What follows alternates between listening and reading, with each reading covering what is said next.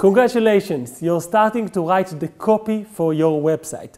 The copy, those words that will actually convert people on your website and turn them into leads or into customers. That's what you're going to do this week. Well, there are 4 steps that you can take that will make your copy better. Stick around and I'll show you all the details.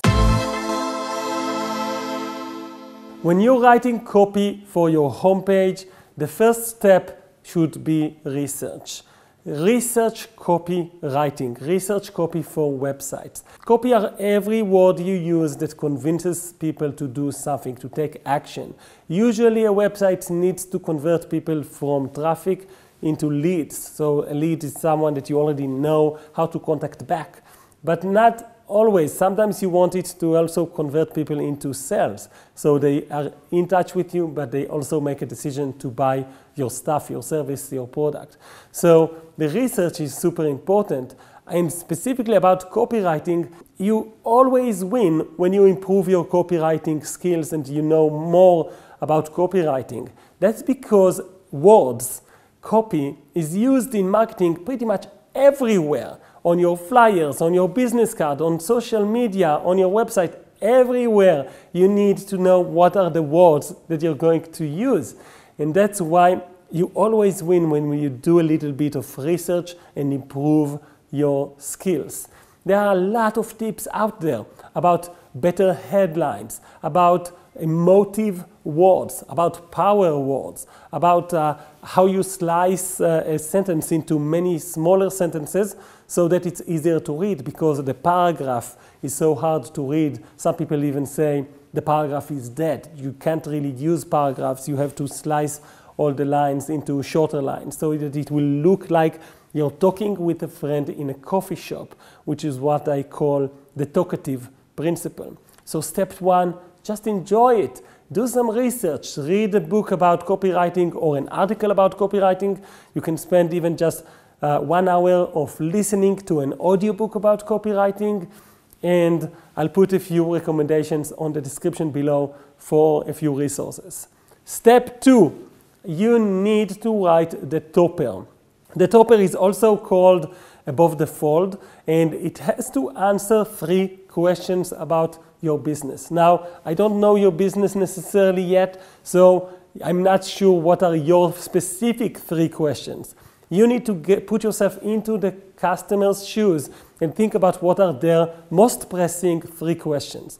More often than not, with a local business, the 3 questions are: where do you serve people, because you might not be able to fly everywhere and do your service? What do you do exactly? And why should I care? Those 3 questions are the most popular questions that I've seen, but if your business has different questions, that's fine.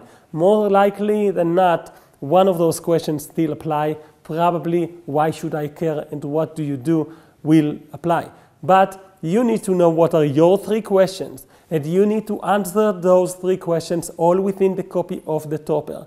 That's why the topper gets its own step, an entire step where you only do that. You consider all the details of what words will go into the topper. You can't have it too big. It doesn't fit into the paragraph of the top section. So you have to be very, very careful with what you're writing.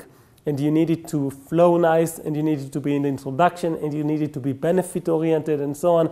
So there's a lot of details in writing the topper. Give it its own time, maybe an entire hour. I usually craft a topper in 30 minutes in a coaching session, and don't worry if it takes longer. Step 3 is you write one more section, the next one. Maybe it's the description, the 3 paragraphs of describing each of your services. Maybe it's a benefit section. Maybe it's an About Us section. Just write down the next section, one more section, and that's it. Step 4, take the copy you wrote for the topper and for the extra section and sit on it with a friend or a copywriter or a coach.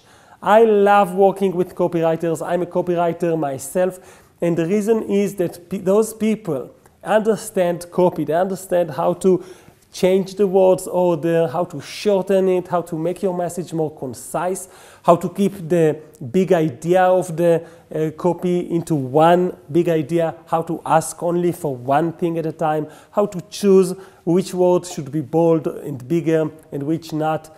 All these details are hard. And that's why if you go over your words with the copywriter, the chances you get for actually converting people into customers, oh man, it's so much easier once your copy has been looked at and optimized by a copywriter. But even if you don't have a copywriter or a business coach, that's okay. At least go over the copy with someone else. Ideally, someone that understands your market or someone that wants to help you with words and has the patience to look over it and make suggestions. Don't do that publicly on a Facebook group or something like that because it will only confuse you. Do that with someone you trust, ideally a copywriter. I want to give you a gift, and it's a formula that I use when I write copy for websites, but not just. And that is my go-to formula. It's not invented by me. It's a formula that is well known by many, many copywriters, but it just works. So you can use it whenever you're blocked, you have some mental block, you don't know what to write about, and then use this formula to start writing. The first thing you do is you write an attention grabber.